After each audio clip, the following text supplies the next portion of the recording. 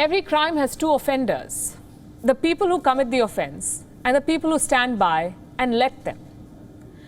Like the so-called Western Crusaders in Afghanistan, they came for a war on terror. Instead, they're beating the retreat of shame. 20 years back, no one asked them to invade Afghanistan. They did it anyway. Today, the situation is quite the opposite. Afghans are dying every day. Their cities have been overrun by the Taliban. They're crying for international help. And what does the West do? Look the other way. Their objectives in Afghanistan have changed. They don't care about a Taliban takeover. They're concerned about their own people stuck in the country. So they are sending troops.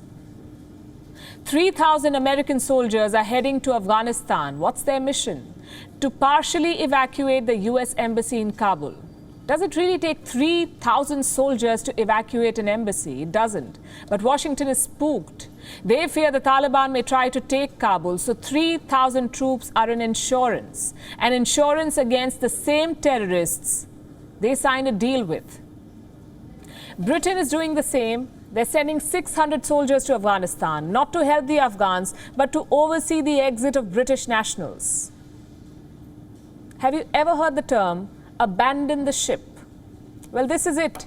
Afghanistan is sinking, so the Western nations are saving their own people and jumping ship. Not everyone agrees. It is the right call, though. Britain, for instance, is having an epiphany. Their defense secretary has called the US withdrawal a mistake. He says the deal signed in Doha was rotten.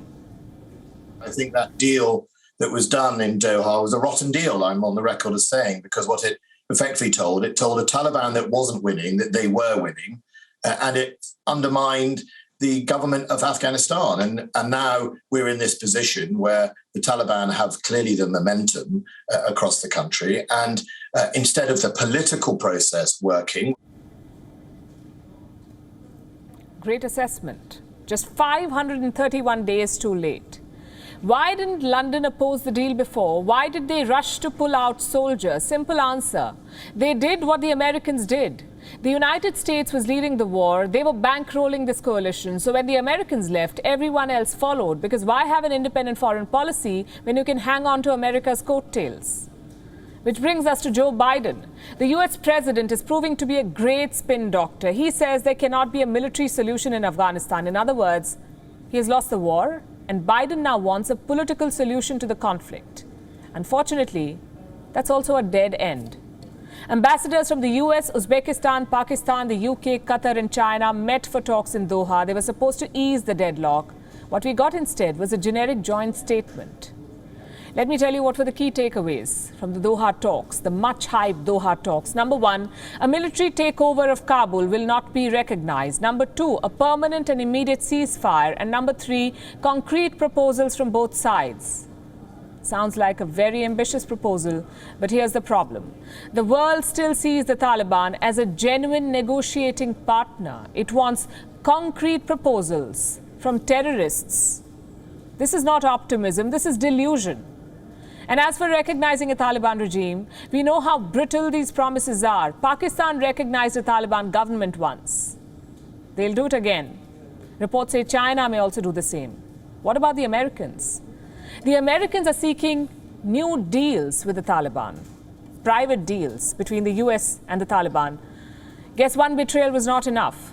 Washington knows Kabul will soon be attacked. And what is the one demand that they make? Spare the US embassy. That's what they're asking the Taliban to do. Rain fire all around, just keep away from our gates. Special envoy Zalmay Khalilzad wants the Taliban to agree to this demand of the Americans. You see, this has been America's problem right from the start. When they invaded, they consulted no one. When they waged war, they consulted no one. When they fled, they consulted no one. America's so-called settlements have excluded the Afghan government. That's why the Taliban are running riot and why the Doha talks are an absolute failure. Of course, Washington does not see it that way. This is what the White House spokesperson said about the Afghan army. They have what they need. What they need to determine is whether they have the political will to fight back. What is America trying to say here? That Afghans don't have the appetite for war? The fact is, Afghans don't have what they need to fight without US soldiers on the ground. American airstrikes are ineffective. And even those will stop by the end of this month. What about Afghanistan's own Air Force? It's almost entirely composed of American technology, and to operate and service them, Afghanistan needs US military contractors. Just one tiny problem. These contractors were the first ones to flee. They're back home sipping margaritas on the East Coast. The Afghans can fend for themselves. The US pushed Afghanistan off the deep end. They did not spend money on Afghanistan, they dumped money, not knowing where it was going or how it was being used. American presidents played checkers with the fate of millions of Afghans. When they lost, they flipped the board and bolted. The Taliban today may be holding the knife, but don't forget, America had the gun. WION is now available in your country. Download the app now and get all the news on the move.